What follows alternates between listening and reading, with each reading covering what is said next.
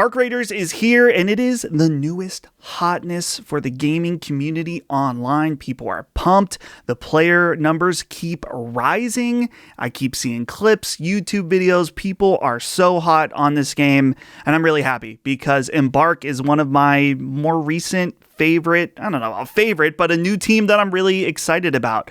I got into the finals very late, but once I got into that game, I was like, man, this team is cooking. And then I connected the dots that they were the ones making Arc Raiders, and that really pumped me up. So I knew I had to check out this game day one, and so I've been playing it, and I'm so excited to talk about it. And of course, there's been some controversies around the game. First of all, there was the Eurogamer article, or I guess their review, that gave it 2 out of 5 stars due to its use of AI. And honestly, I mean, we could do a whole video on that. I'm just trying to talk about the game.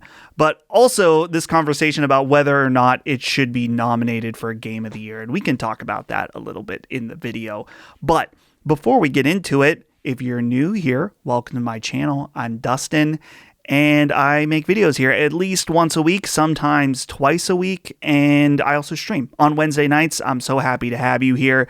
And if you do like the content, we're getting very close to 10,000 subscribers. And so if you want to help me, we can push past that 10,000 mark.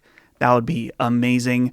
So thanks everybody who's been here so far. Let's go ahead. Let's talk about Arc Raiders. I mentioned Arc Raiders being the newest hotness, but it kind of is tied in along with the new hotness of extraction shooters. For a while, everybody wanted their Battle Royale game, their Battle Royale mode, and now there's something new to chase with extraction shooters. And I haven't really known how to feel about this because I really feel like I haven't given extraction shooters a fair shot. And it's not that I'm not interested. It's just I played a little bit of the Call of Duty extraction mode that was in Warzone, and it was fine, but I didn't really care for it. I played a tiny bit of Delta Force, and it was okay. And I gotta be honest, I'm too scared to play Escape from Tarkov. It sounds a little bit too hardcore for me, but that was kind of the origin of all of it. And I know Lockmort, I don't know if this is a guy worth trusting about video games, but he loves it. And so when Arc Raiders, when I finally connected the dots, as I said earlier, and I was investigating it a little more, I was like, oh, this might be the one. Of course, there's Marathon coming in the distance too, which looks interesting. I like Bungie, so I'm interested in that, but Arc Raiders is here right now. So I've been playing it, and I like it a lot. I really, really like it a lot, but it comes with some caveats. So the basic premise of an extraction shooter is that you get put into a world that's filled with loot, various different things you can pick up, and it's mostly stuff that you pick up in order to either sell or break down or use it to craft new items as far as like weapons, grenades, and armor, things like that. And so yeah, you're in this world, you got to go out, collect your stuff, and get out. But of course, it can't be that easy. There are, first of all, arcs, which is this game's PvE element where you go and they can kill you. Some of them pretty weak, like the little drones and stuff. But there's also much more powerful arcs that will just absolutely ruin you. So there's the PvE element, but maybe more importantly, or at least the more interesting part to me, is the PvP element. And so there are other players out in this map, and it's kind of the Wild West in the best way possible. And this is very importantly tied to the game's use of proximity chat. And if you're not playing this game with a mic, I don't know what's wrong with you. You got to play this game with a mic. That's the way, at least for me, that's half the fun, is being able to interact with other players. And interacting with other players has been quite an up and down experience for me. Sometimes you're out and you see somebody and maybe they call out to you first and they say, hey, I'm friendly, no worries. And you have a nice interaction. Sometimes they'll help you out. I think I have some clips here where I met a solo player who helped me out on my quest. He didn't seem threatening at all. And it was a very nice, pleasant experience. Some people are a little goofy, and really that's one of the fun aspects of this game. I'm sure you've seen clips of the people just doing crazy stuff in this game. So there's the good experiences, but there's also bad ones. But the bad ones can be fun too. Sometimes You say to someone you're friendly, they say they're friendly, and then they just shoot you in the back of the head when you're least expecting it. That'll happen as well. Or maybe you're the one doing the betraying. And when I play with Lockmort, that happens all the time. So be careful if you see Lockmort out there in Arc Raiders. But the most fun interactions are when they're somewhere between good and evil. There was a few different cases where you see some players, you know, maybe you meet up at a certain point and maybe they first see you and they shoot at you and you're like, oh, hey, slow down there, buckaroo. And maybe they stop shooting. And then you're like, oh, hey, yeah, we're just trying to pass through.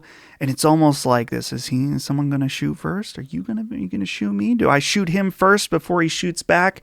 And that can be a lot of fun. I think where I need to go is literally right up on the other side of these windows. Oh shit, we got... Hey, friendly. Fuck you. Bro, we literally have free loadouts. Bro. The Rocketeers fucking with them. Good. Oh, hey. Fucking asshole. Oh my god. Dude, come on. It's a free loadout. You're not gonna get shit from...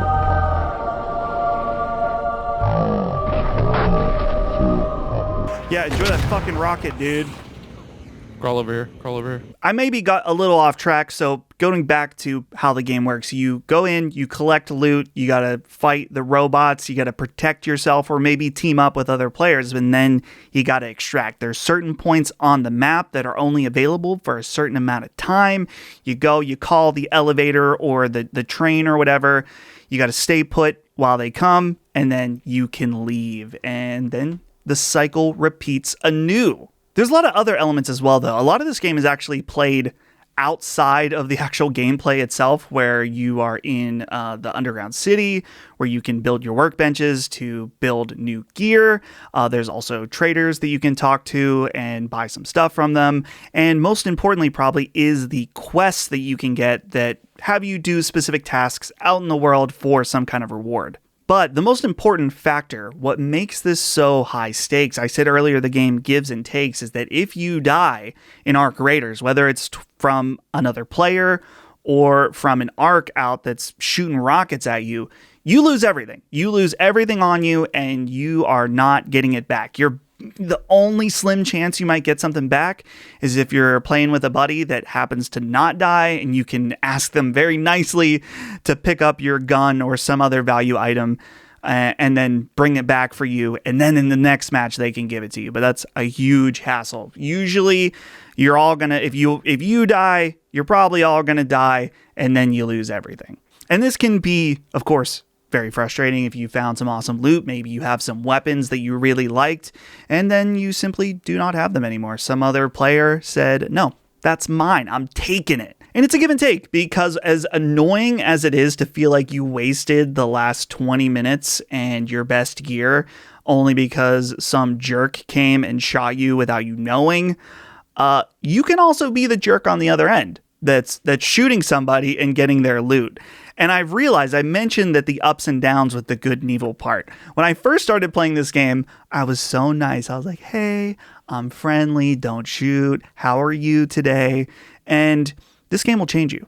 This game will change you deeply, because you'll be nice for a while and then somebody betrays you. And you're like, oh, that wasn't very nice, but that's okay. And then someone betrays you again. And then suddenly you don't feel like being nice with people. You decide maybe it's better to shoot before you ask questions. And it can bring out a dark side of you.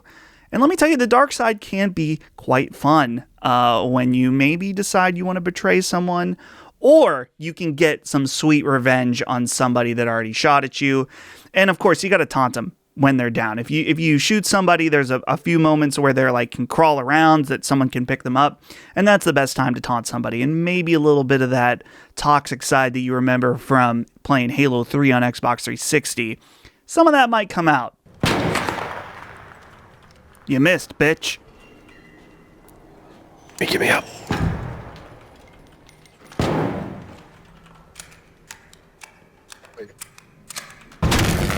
There you are. Ooh, I downed one with grenades. Let's go. How's that grenade, bro? How'd it feel? Did you get them both, Dustin? Yeah. MVP. That felt good. So yeah, this game really hits for me on its social elements. That's the most fun part and why I interact with other players sometimes that don't have mics. And I get it not wanting to hop on the mic. Like, I'm never going to hop on mic on a Call of Duty deathmatch. No thank you. But this game's different. It's clearly designed for that type of player interaction. And so you got to get on the mic. That's how you're going to get the most fun. Brother, you can't kill a drone. You can't. Motherfucker, I killed you, so what does that say about you, dumbass? How do you I fight was this one bug? shot. You missed like 6 bullets. Get better. The arcs can be pretty crazy too. I mentioned getting a rocket shot at you, and some of these arcs are no joke. And even the small arc, it kind of reminds me of a From Software game where... Oh, hell no. Hear me out. Hear me out on this. In a From Software game, in a Dark Souls game, even a low-level enemy can kill you if you don't take it seriously. I'm not saying it's a FromSoft game or a FromSoft-like or a Souls-like. That's just hear me out here. I'm just saying that you got to take even the small enemies serious because they will mess you up if you're not careful about it. There's a really nice handy feature too where let's say you do die, you lose all your stuff and you're like, man, I don't have anything good right now or whatever. You can take in a free loadout. And the free loadouts, obviously it's nice if you feel like you're kind of depleted on resources, but I mentioned a little bit of that evil side earlier. Sometimes me and the boys go and you just go with a free loadout. You don't have anything to lose and you're out to terrorize. And I highly recommend doing that every once in a while.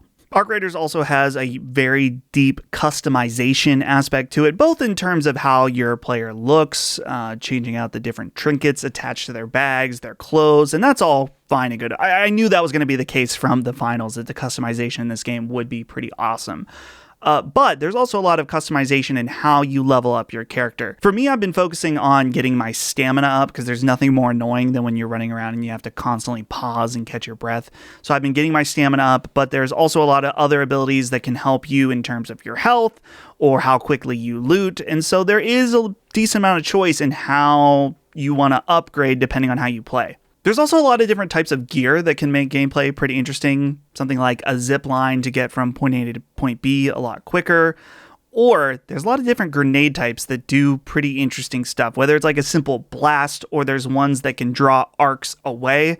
And so I feel like I've just barely scratched the surface on all these different types of equipment and things you can do in the game itself. I think the only negative thing I have right now, and this might just be a personal experience, there's two different elements. First of all, in order to create certain types of weapons, you need to find blueprints out in the game. And so those blueprints, some of them come through doing quests. And so a quest giver will give you a quest, you go and you get a blueprint, and that's nice. A lot of them you just find out there in the world. It really just depends how lucky you are. I played the game for, let's see, let me check my Steam here. I played the game for 21 hours and I have only found 2 blueprints out in the wild. And I think I've got one maybe from a quest and one that someone gave me because they already had it. So it's a little annoying. The progression in that front feels a little slow. But maybe you're just lucky and you haven't had any problem with that. The other thing too is about the quests that I'm a little unsure about. There is an element where the quests are kind of go in the map, do this, use this key, pick up this item, investigate this. You know, it gives you a little something to do. I've found in my experience playing with my friends that the quests can kind of bog down the adventure where everyone's like, okay, where do we go? Who has a quest for this? And that decides where we go. And then instead of focusing on going and finding cool loot, we're very focused on those quests. And so I've kind of just been pushing the guys like, let's just go in and try to find cool loot or take out some of the bigger arcs. Just because the quests, when you're doing them constantly, it starts to really bog things down. So again, that's like more of a how I ended up playing, not necessarily a knock against the game itself. So yeah, overall, I really like Arc Raiders a lot. It's interesting because I think how you feel about it in some ways, if you're being emotional about it, which if you play this game, you might get in your feelings a little bit, trust me. If you're having a bad night and you're losing a lot, you might not feel as hot about this game. I know that happened to me. And again, that's the emotional side, not the logical side of the argument, but you could be like, man, I'm not having fun with this. But then you have a couple really great runs later on, and you're like, man, I love this. This game rules. But either way, whether I'm having a good time or a bad time, I'm always thinking about it when I'm not playing. So clearly it's doing something right. So then the question is it game of the year? It's not game of the year for me, no. But I think it's probably one of my favorite games of the year, certainly in terms of multiplayer. My friends are playing every night. We always want to hop on, play Arc Raiders with the boys. And so yeah, clearly it's one of the best games of the year. I don't know if it's my game of the year. For me, I'm such a story nerd. I need a great story. And there's a story here. I just don't really care about it at all. So God bless you if it's your game of the year. And if you want to fight about it on Twitter, be my guest. You can miss me with it though.